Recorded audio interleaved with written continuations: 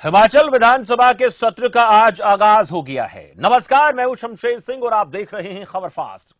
सत्र में आज हंगामा होने के आसार हैं क्योंकि विपक्ष पूरी तैयारी में है, तो सत्ता पक्ष भी आज कई बिल पास करवाने की जुगत में है।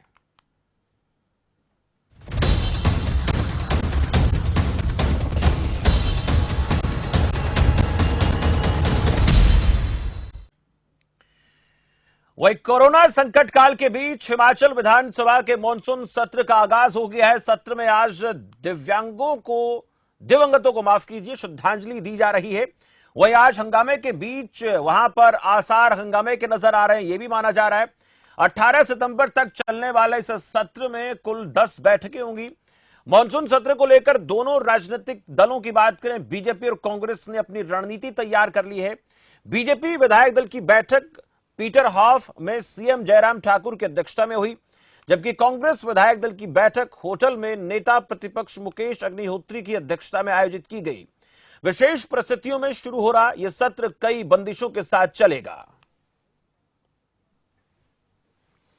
हिमाचल विधानसभा के सत्र का आगाज हो गया है, लेकिन सबसे बड़ी बात यह है कि एक तरफ सत्ता पक्ष कई बिल पास करवाने की जुगत में रहेगा, तो दूसरी तरफ विपक्ष सरकार को घेरने की कोशिश में है।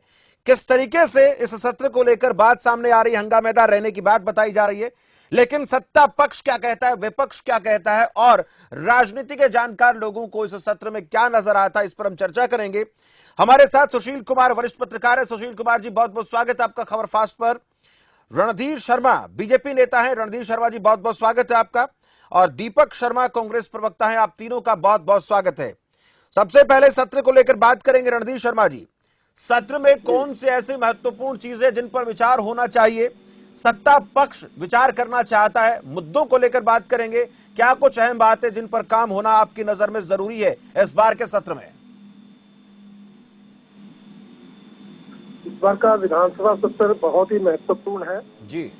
कोरोना संकट के बाद ये जो विधानसभा का सत्र बुलाया गया है जी, हालांकि परिस्थितियां अनुकूल नहीं है, फिर भी सरकार ने व्यवस्था की है कि ये मानसून सत्र हो। और विशेषकर हर बार मानसून सत्र में 5 या 6 सीटिंग होती थी, परंतु पिछली बार बजट सत्र छोटा होने के कारण इस बार मानसून सत्र में 10 सीटिंग हो रही हैं। मकसद ये है कि जो भी विषय है उन पर पूरी चर्चा हो। कोरोना संकट के कारण जो भी आज स्थिति है उस पर विपक्ष अपने सार्थक सुझाव दे, ये एक उपयुक्त मंच है जिसमें वो सुझाव दे सकते हैं। मात्र आलोचना के लिए आलोचना ना करें, जो सार्थक सुझाव है वे सरकार भी चाहेगी कि हम विपक्ष के भी सुझाव लें और आगे और बढ़िया काम इस कोरोना को लेकर करें। सरकार ने पहले भी अच्छा काम किया है और निश्चित रूप से कोरोना को रोकने में कहीं ना कहीं सफलता प्राप्त की है। आगे और अच्छा काम हो। और दूसरा, प्रदेश की आर्थिक स्थिति है पहले भी कमजोर रही है, कोरोना संकट के कारण इसमें और गिरावट आई है।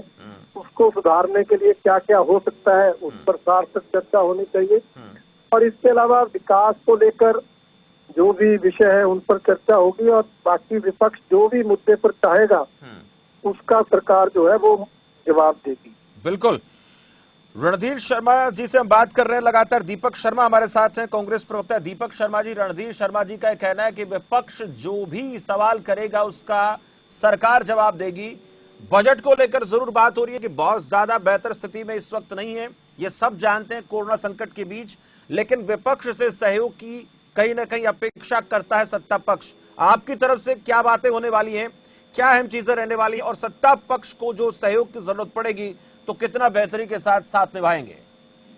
देखिए, कांग्रेस ने तो हमेशा रचनात्मक सहयोग जो है वो दिया है, चाहे वो कोरोना संकट काल हो। उस संकट काल में भी राजनीति से ऊपर उठकर जो है वो सरकार को सहयोग दिया है और आगे भी हमारा यही दृष्टिकोण है कि सार्थक बहस हो, रचनात्मक विषयों के ऊपर बातचीत हो, जनहित के मुद्दों के ऊपर राजनीति से ऊपर उठकर उनका निराकरण हो।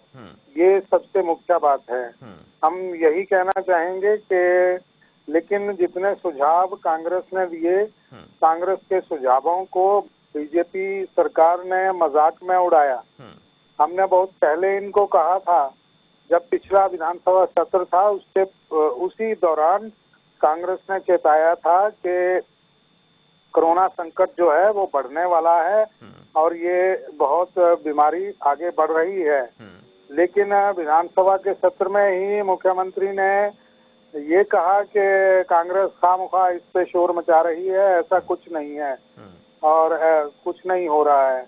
लेकिन चलिए, उनके कहने के बावजूद जो हालात आज प्रदेश में हैं वो आप सबके हमारे सामने हैं कि आज हिमाचल प्रदेश में 7,500 से ऊपर लोग जो हैं वो कोरोना से ग्रसित हो चुके हैं। 53 लोगों से ऊपर लोगों की मौत हो चुकी है। उससे भी बड़ी बात यह है कि इस संकट काल में जितने लोग पीड़ित हुए हैं, जो वर्ग पीड़ित हुए हैं, चाहे वो किसान हैं, बागवान हैं, मजदूर हैं, आपके मध्यम वर्ग के व्यापारी हैं या मध्यम वर्ग है, छोटे व्यापारी हैं, उन सबके लिए जो आवश्यक चीजें थी उसमें समय समय पर कांग्रेस ने इस सरकार को चेताया कि आप इन चीजों पे इन लोगों के लिए विशेष सहायता दीजिए, आर्थिक सहायता दीजिए और इन लोगों की मदद कीजिए, क्योंकि ये सबसे ज्यादा आहत श्रेणी के लोग हैं जो आहत हुए हैं और इनको आर्थिक नुकसान हुआ है। लेकिन सरकार ने इस ओर कोई विशेष ध्यान नहीं दिया, ना ही इन लोगों को कोई राहत दी, ना मजदूरों को, ना किसानों को, ना बागवानों को। उल्टा ये कह दिया कि आप जो हैं वो ऋण लो और ऋण लेकर आप इसको करो। तो ऐसे विषय हैं, चाहे वो बेरोजगारी का विषय है, चाहे वो सस्ते राशन देने की बात है, तो आज इस संकट काल में कटौती कर दी गई राशन के ऊपर भी, वहाँ पे भी जो सस्ता राशन है वो लोगों को नहीं मिला, उसमें भी श्रेणियों में बांट दिया। मध्यम वर्ग को उसमें सबसे ज्यादा नुकसान हुआ है। भ्रष्टाचार के मामले हैं कि कोरोना संकट काल में कोरोना जैसे महामारी के वक्त जो है वो स्वास्थ्य महकमे में बहुत बड़े स्तर के ऊपर अगर भ्रष्टाचार हो तो इन मुद्दों के ऊपर हमने चेताया था और हमें हमारा यही ग्रज है कि जो वर्ग पीड़ित हुए हैं उन वर्गों के लिए कोई विशेष सहायता यानी ये इन सरकार चीजों पर नहीं दीपक दे शर्मा पाई जी, है। कांग्रेस पार्टी चाहती है विचार होना चाहिए, संसद माफ कीजिए विधानसभा के सत्र में बहस होनी चाहिए, ये आप चाहते हैं। सुशील कुमार है वरिष्ठ पत्रकार हमारे साथ। ठीक आऊंगा आपके पास भी सुशील कुमार जी। एक तरफ तो कोरोना संकट है, दूसरी तरफ विधानसभा का सत्र बुलाया जाना जरूरी था, इसमें संदेह नहीं है। लेकिन जो अहम बातें हैं हिमाचल प्रदेश की लोगों की, उसमें कुछ बातें हमारे सामने भी निकल कर आई, जिनमें पिछले दिनों रिपोर्ट सामने आती है नशे की जद में 4 अहम जिले हैं। इसके साथ साथ कनेक्टिविटी को लेकर बड़ी समस्या है। जो गांव दूर दराज के इलाकों में है उनका शहरों से लगाव नहीं है, कटाव है ज्यादा। ऐसे हालात में लोगों को कैसे शहर पहुंचना यह बड़ा मुश्किल हो गया है। तीसरी ये बात निकल सामने आई कि कुछ पंचायतों की नाराजगी है, पंचायतों के लिए जो नए नियम बनाए जा रहे हैं पंचायतों के पृथक्करण को लेकर, ये तमाम चीजें जिन पर बात होती है। आपको क्या लगता है इन मुद्दों के अलावा और कौन सी चीजों पर बात होनी चाहिए? ये कितने महत्वपूर्ण इश्यू हैं जिन पर बात होनी चाहिए? देखिए, पक्ष और विपक्ष दोनों ही एक दूसरे को आड़े हाथों लेने के लिए तैयार बैठे हैं। लेकिन जो लोगों को, आम लोगों को जो ease of doing the things, जिसमें हिमाचल को ease of doing the business, जिसमें हिमाचल को कहते हैं कि भी 9 दर्जे ऊपर आके 7वें स्थान पर ला दिया, वो लोगों का जीना दूभर हुआ है। इसमें सरकार का दोष हो चाहे ना दोष हो, लेकिन एक प्रशासन का दोष ये है कि जो प्रशासनिक व्यवस्था बनाई गई है, चाहे वो गृह मंत्रालय केंद्र का है, उसके एसओपी की वजह से, उसकी डायरेक्टिव की वजह से हो, चाहे हिमाचल ने खुद अपने तौर पर उसको लागू किया हो, तो लोगों का, आम लोगों का जो जीना है वो मुश्किल हुआ है ये कोरोना काल के समय में। और दूसरी, बेरोजगारी बहुत बड़ी है। जो लोग काम भी कर रहे हैं उन्हें भी पूरा पैसा नहीं मिल रहा। बैंकों ने अपना हाथ पीछे किया हुआ है, लोगों को उधार ऋण नहीं मिल रहे, सिवाय 1-2 प्रधानमंत्री के जो उन्होंने घोषणाएं की थी उसमें कुछ लोगों को लाभ मिला है, कुछ को पता भी नहीं लगा कि भी उसमें हुआ क्या है और क्या हो रहा है। जी। तो कुल मिलाकर ये देखा जाए, जैसे कि आपने ये बताया और इन दोनों पार्टियों ने कहा कि भी हम ये मुद्दे उभारेंगे, लेकिन लोगों का मुद्दा ये है कि जिस तरह से स्कूलों की पढ़ाई है, कॉलेजों की पढ़ाई है, अब ऑनलाइन पढ़ाई को लेकर कितनी तैयारी हमने की है ये हमें देखना है। और अभी तक 6 महीने से ऊपर का समय हो चुका है, किसी ने भी, ना विभाग ने, ना आईटी डिपार्टमेंट ने, ना आईटी के रिसर्च इंस्टीट्यूशंस ने कोई ऐसी web based technology, online technology नहीं बनाई है जिससे कि भी ये हर जगह पहुंच सके।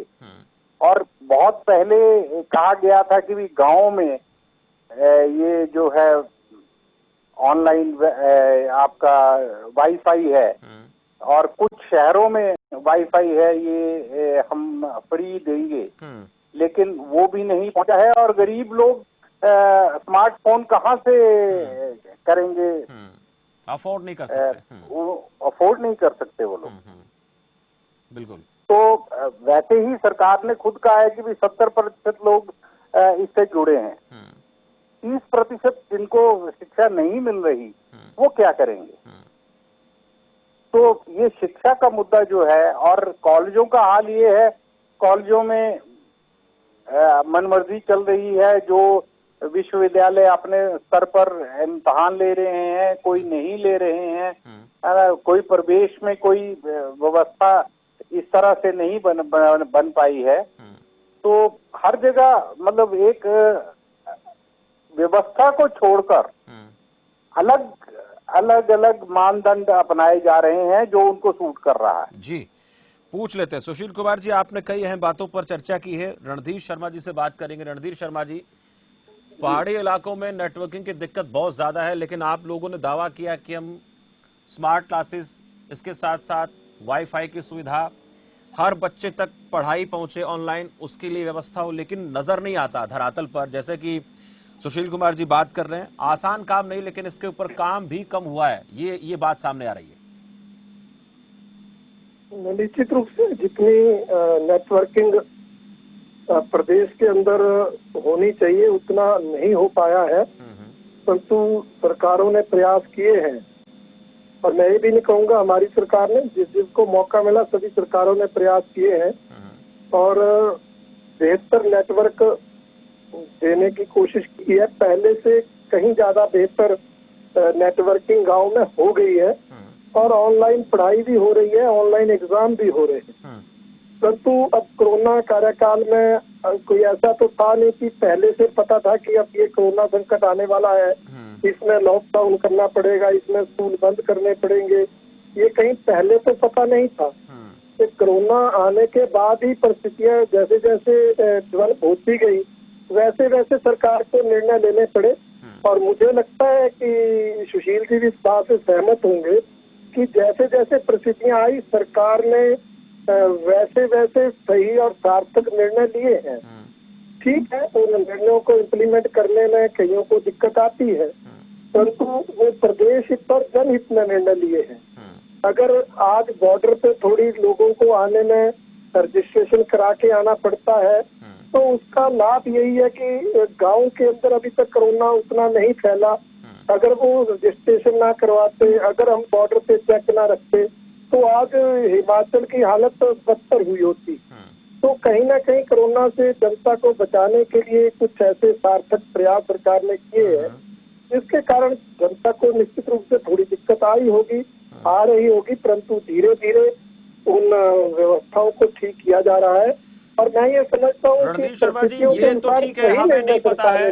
रणधीर शर्मा जी, ये तो हमें नहीं पता कि अचानक से कोरोना आएगा नहीं आएगा, इसके बारे में हमें जानकारी नहीं थी। लेकिन आने के बाद की तैयारियों की बात करें, रोजगार बहुत बड़ा मुद्दा है। हिमाचल के लोगों को लेकर बात करें, खासकर पहाड़ी इलाकों में रोजगार के लिए संभावनाएं बहुत कम है। 1 मिनट में रुकूंगा आपको। इसके साथ साथ पढ़ाई को लेकर भी हम चर्चा कर रहे हैं। 2-3 खास बातें हैं, रोजगार, पढ़ाई और उसके साथ साथ जो नशा है, इस पर लगाम लगाने के लिए क्या इस बार के सत्र में बातें होंगी? ये जरूरी बातें हैं जो सरकार को करनी भी चाहिए और हमें उम्मीद है कि सरकार करेगी, ऐसा होना भी चाहिए। निश्चित रूप से सरकार ने पहले भी किया है। नशे को लेकर सरकार ने कड़ा कानून जो था उसको और कड़ा किया है। पड़ोसी राज्यों के साथ मिलकर एक रणनीति बनाई है, जन जागरण अभियान चलाया है और उसको नशे की जो कारोबार था उसको रोकने में कहीं ना कहीं किसी हद तक सफलता भी प्राप्त की। उसी तरह से आप देखेंगे कि जो रोजगार का मुद्दा है उसके लिए भी आप देखेंगे पहले से कई गुना ज्यादा नरेगा में बजट भेजा गया। गांव के अंदर लोगों को रोजगार भी मिले और विकास भी हो। इन दो लक्ष्यों के साथ नरेगा योजना में अधिक से अधिक देकर गाँव के अंदर रोजगार की व्यवस्था की गई है। हाँ, ये जरूर है क्योंकि कोरोना के कारण जो हिमाचल के नौजवान दूसरे राज्यों में गए थे और कुछ विदेशों में भी गए थे, वहाँ वो रोजगार प्राप्त उनको था, रोटी रोटी कमा रहे थे। अब कोरोना के कारण वो वापस हिमाचल आए, इसलिए उनके कारण ऐसा लगता है कि बेरोजगारी बढ़ गई है। परंतु सरकार ने व्यवस्था दी है, एक उन सबकी जो है पोर्टल बनाया जा रहा है, जो जो लोग हैं उनके स्किल के मुताबिक उनको रोजगार दे, इसके प्रयास सरकार ने किए हैं।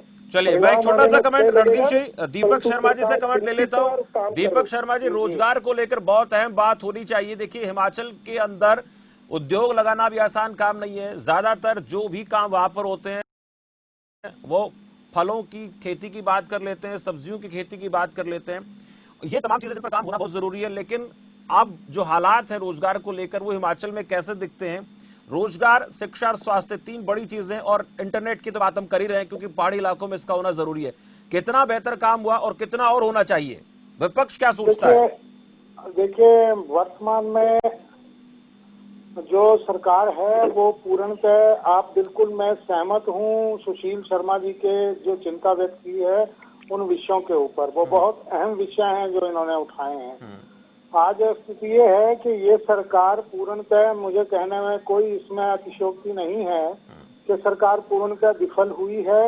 ये सरकार सिर्फ समसामयिक विषयों के ऊपर जुगाड़ कर रही है कि आज समस्या आई उसके ऊपर जुगाड़ कर दिया।